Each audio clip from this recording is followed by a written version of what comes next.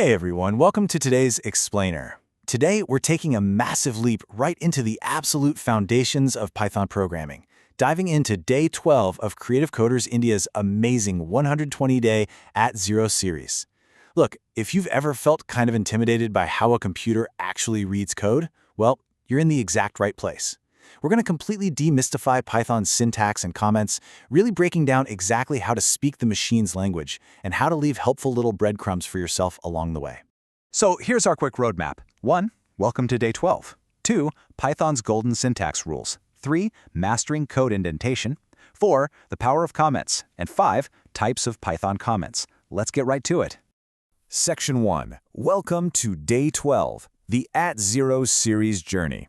Okay, let's dive into this. Section 2. Python's golden syntax rules, the laws of the interpreter. Right, so the crucial point here is understanding what syntax actually means in this context. Basically, Python syntax is the specific set of rules that defines a valid Python program. You can think of it exactly like the grammar of a spoken language.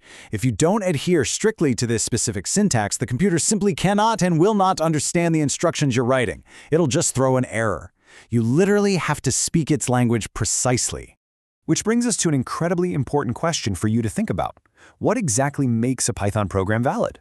I mean, when you actually sit down to write code, what are the non-negotiable standards you absolutely must follow? Well, let's look at the definitive survival guide straight from our source. All right, here are the core rules you really need to memorize right now. First up, Python is fiercely case-sensitive. This means a variable named apple with a capital A is completely different from apple with a lowercase a. No joke, you have to pay extremely close attention to your capitalization. Second, statements require a logical order. You can't ask the computer to give you a result before you've actually given it the data, right? It executes line by line perfectly logically. And third, a new line signifies the end of a statement. Unlike some other languages that use semicolons to end a thought, Python generally knows you're done with an instruction simply because you pressed enter and moved to the next line. Simple as that. Section 3. Mastering code indentation, the anatomy of a block. Now, what's really interesting about this slide is how it shifts our focus to Python's absolute most unique and defining characteristic, spacing. Look at this carefully. As opposed to just a disorganized pile of bricks, your code needs absolute structure. Indentation is mandatory in Python. I really want to stress this with authority. If you've dabbled in other programming languages before, you probably know that spacing and indentation are kind of just cosmetic there. They just make the code look visually pretty for the programmer, but not in Python. Nope, in Python, proper indentation is a strict structural requirement. If you get it wrong, your code simply will not run. Period. So let's see how this builds into actual practice.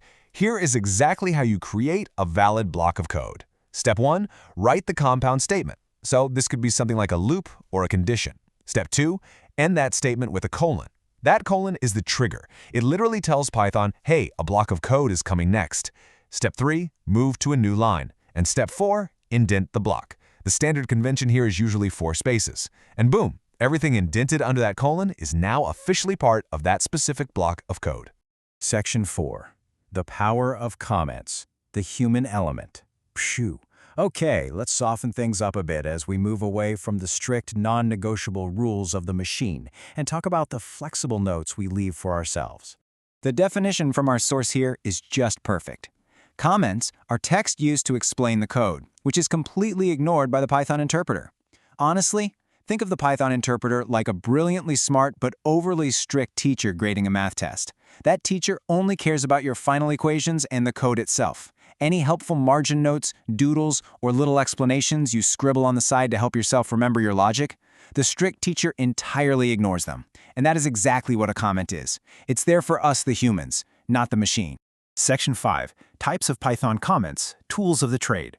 Let's look at the practical tools you've got for documenting your code effectively. So, you basically have 2 main tools here. On one side, the single-line comment. This starts with a simple hash symbol and is used for exactly what it sounds like, a single, quick line of explanation. On the other side, we have the multi-line comment. This one is enclosed within triple quotes and is incredibly useful when you have to write, say, a whole paragraph explaining a complex chunk of code. And this brilliantly illustrates how you can seamlessly bounce back and forth between these 2 distinct use cases, depending on how much context your future self or a teammate is actually going to need. I really want to leave you with this exact, powerful quote straight from the source material. Good comments make your code easy to understand and maintain. Truly, this is the ultimate takeaway for today. Programming isn't just about feeding cold, hard logic to a processor, it's a highly collaborative effort meant for human eyes too. The code you write today needs to be read and updated by someone tomorrow. And honestly, very often, that someone is just you 6 months from now wondering what on earth you were thinking. So think about it. If syntax is strictly for the machine, and comments are entirely for you, how will you organize your code to evolve together tomorrow? As Creative Coders India reminds us in their At Zero series, the goal is to grow and improve every single day. Make sure you follow their advice, hit that subscribe button for their daily updates, apply these golden rules we talked about today, and let's evolve together. Thank you so much for joining me on this explainer. Keep coding, keep organizing your thoughts, and keep learning. Catch you next time.